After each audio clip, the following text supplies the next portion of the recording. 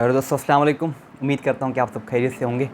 दोस्तों देखिए, सीआरपीसी यानी क्रिमिनल प्रोसीजर कोड को जो है वो याद करना इतना आसान नहीं है। इस लेक्चर में जो है हम उसी चीज़ को देखेंगे कि सीआरपीसी को किस तरह एक आसान तरीके से याद किया जाए और बिल्कुल ही इम्पोर्टेंट चीज़ों को याद किया जाए। फॉर एग्जांपल बेल हो गया, एफआईआर हो गई, कोग्निजेबल और नॉन कोग्निजेबल ऑफेंसेस क्या होते हैं, 156 सेक्शन क्या कहता है। तो इम्पोर्टेंट सेक्शंस को देखेंगे और वो चीज़ें जो इम्पोर्टेंट नहीं हैं उनको स्किप करते जाएंगे। तो करते हैं शुरू।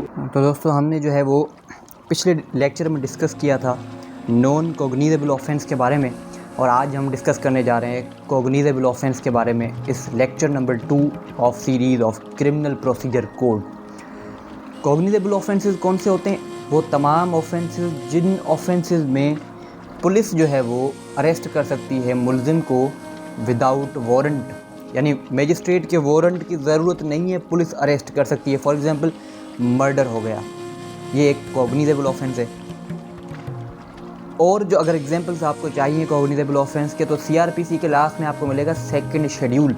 उसमें जो लिखे हुए हैं कि कौन से कोग्निजेबल ऑफेंसेस है, कौन से नॉन कोग्निजेबल हैं, कौन से बेलेबल हैं, कौन से नॉन बेलेबल हैं, मोड्स क्या हैं। यानी अगर कहीं कोग्निजेबल ऑफेंस कमिट हो जाए, मैंने देखा कि भाई मर्डर हुआ, अब मैं क्या करूँ, रिपोर्ट में किस तरह करूँ, उसका प्रोसीजर।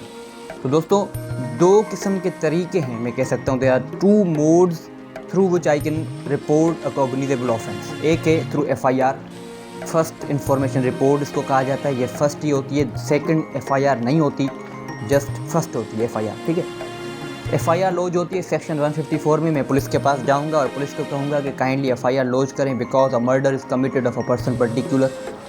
और यहाँ पर पुलिस जो है वो ड्यूटी बाउंड है कि वो एफआईआर लॉज करे।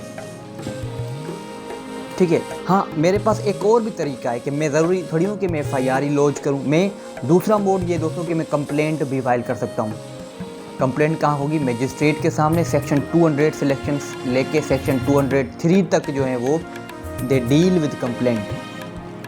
हमने पिछले लेक्चर में डिस्कस किया था, देखा था कि कंप्लेंट जो है वो नॉन कोग्निजेबल ऑफेंस के लिए भी फाइल हो सकती है और कोग्निजेबल ऑफेंस के लिए भी। तो इसी तरह यहाँ पर कोग्निजेबल ऑफेंस है तो यहाँ पर भी कंप्लेंट आप फाइल कर सकते हो। लेकिन अगर सपोज़ करें आप एफआईआर के लिए गए पुलिस के पास और पुलिस एफआईआर लॉज नहीं कर रही, तो फिर आपके पास रेमेडी क्या है? What if police does not lodge your FIR? तो आपके पास यहाँ पर भी 2 रेमेडीज़ हैं। कौन सी? एक रेमेडी है कि सेक्शन 22A 22B, यानी जिसको हम 22A भी कहते हैं, 22AB भी कहते हैं।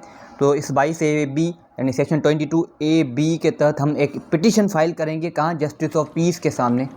जस्टिस ऑफ पीस सेशन जज को कहा जाता है। जस्टिस ऑफ पीस के पास जब हम सेक्शन 28 22B की AB की एप्लीकेशन फाइल करेंगे, पिटीशन फाइल करेंगे, उसमें ये होगा कि काइंडली डायरेक्ट करें, डायरेक्शंस दें पुलिस को कि वो एफआईआर लॉज करे। ठीक है, और अगर मतलब पुलिस जो है वो एफआईआर लॉज करे। सेक्शन 22AB को भी हम डिस्कस करेंगे आने वाले लेक्चर्स में। 22AB डील करते हैं duties and powers of justice of peace. तो जस्टिस ऑफ पीस के पास जब मैंने पिटीशन फाइल की कि डायरेक्शन दो पुलिस को कि वो एफआईआर लॉज करें, तो जस्टिस ऑफ पीस खुद या एडिशनल जो सेशन जजेस होते हैं उनको भी कह सकती है कि आप जो हैं वो डायरेक्शंस दें। यानी सेक्शन 22AB की एप्लीकेशंस को आप सुनो और पुलिस को डायरेक्शन दो कि वो एफआईआर लॉज करे। तो एक तो ये तरीका है कि मैं 22AB फाइल कर दूँ। दूसरा तरीक़ेकार क्या है?